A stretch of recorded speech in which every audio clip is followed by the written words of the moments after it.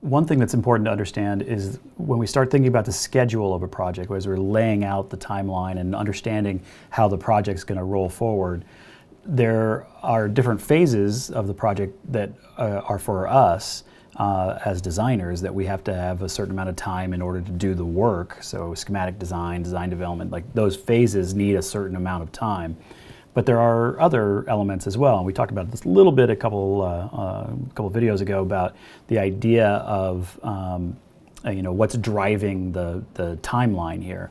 But one thing to remember is that, so if we're starting the project, we get the contract and the project is rolling forward, and here we are in the schematic design phase, and we get to the end of that schematic design phase, we don't just dive straight into design development, not usually. Usually there's some sort of period of review by the client. And so then we get the final sign-off. The client literally signs the drawings for the schematic design, and then the design development phase goes for a little while.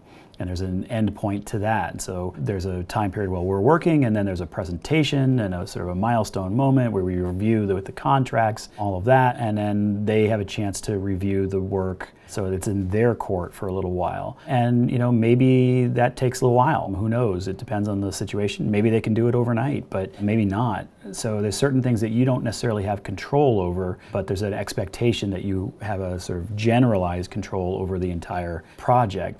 So then we got the CD set that we're producing, and that can take quite a while. And once we're done with that, well, then we're going in for permit. We're maybe getting our bids right away. So there's a period of time where we don't necessarily have a huge amount of control during that bidding, even though it's something that we're actively working in. Unlike some of these other ones, during that bidding phase, the amount of time that the contractors take, we would put in the bid package. It would be something that would be our recommendation. But if you decide, okay, we're going to give the contractors 2 days to bid, well, that's not enough time. They're going to come back and say, look, we need 3 weeks, or we need a month, or we need 2 weeks, or some amount of time that's sort of a reasonable amount of time. So that would be sort of a negotiated thing between those bidders, the owner, and you. So there's a bunch of these times where in terms of the overall time, you have to not only build in your time, but you need to leave in these review times. There has to be a way for the client to have a moment to make sure that this is the right project for them, that you're meeting all the issues that they need. It also may be time for chance for them to really understand what the funding is going to look like. They're, we have to go and show it to the bankers maybe, and the bankers will talk about how the project will work, because they probably couldn't have had those conversations before they had any drawings, because what would the conversation be about? How would the banker know what they were talking about? So there's this sort of built-in of these review times that when you're proposing overall schedules. Remember, it's not just the architect's time, it's actually everybody's time. You have to include enough wiggle room in there that everything can happen that needs to. And then obviously at some point after that you get into the construction time, and that's whatever timeline it has, which is its own animal. And so even though the CA portion is roughly equivalent to the same efforts in terms of fee as the schematic design portion, the schematic design portion is likely to be a few weeks, whereas the CA portion is going to be many, many months. So you start realizing that each of these things, the way the manpower is working on these things starts to become kind of a fascinating experience, where I have a fair number of people working during SD, and then maybe I have just the project manager kind of following along during the review phase, and then maybe under DD I have even more people working on something, and then again the project manager is sort of keeping it alive during the review period, and then under CDs, maybe I've got even more people, and then I get to bidding and maybe I've just got one or maybe two, and then I get to CA and I've got one or maybe two. So there's this flow of work that have people, then no people, then people, then no people, then people. And so that has to mesh into the overall needs of the office and the overall sense of the sort of flow of work for everyone.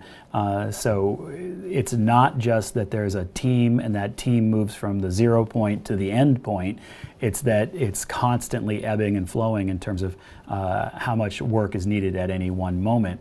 And then if you started to break down within each of these, if we looked at just the design development, you would find that there would be a certain amount of time where there's a lot of effort spent on sort of creating the basics of what the design development is going to do. Maybe somebody who's working on wall sections or something like that are going to be very telling for the rest of the project. And once that's done, then a lot of people will be able to do details and do material takeoffs and work on the spec writing and all of that. So even within one of those moments when we have quite a few people working on something, it might well be that it's not just everybody working solidly for that period of time. It's that there's sort of a logic to how they're working. And you might have just one or two people working for a bit of that time and then everybody working at some later point.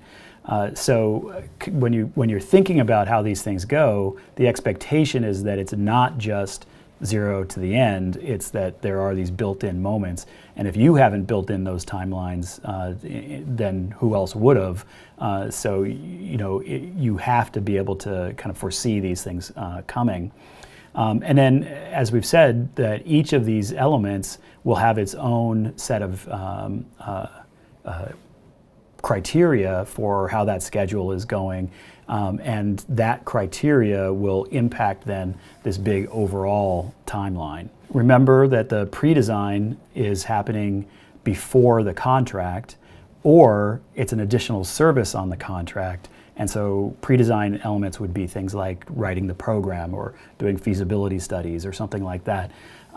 So that actually, if that's part of what's going on, that's actually that way. So it's outside of the realm of the normal project timeline. And so it doesn't, none of these elements would normally show up in the schedule, but somebody has to make the program, somebody has to do all that feasibility studies and everything. So if you're talking to a potential client and you're telling them about a reasonable timeline, even if your point is going to start here, somebody has to be doing that work, and so you should be, warning them that there's that pre-designed stuff, so that the actual timeline will start at some earlier point. They get all the programming, they get all the feasibility, they get the real estate reviews and the market studies and all that stuff done, and then your contract starts, and then general contractor's contract starts, right? So there's a whole series of these things that have to get done, but you have to remember all the other people's time, not just your time.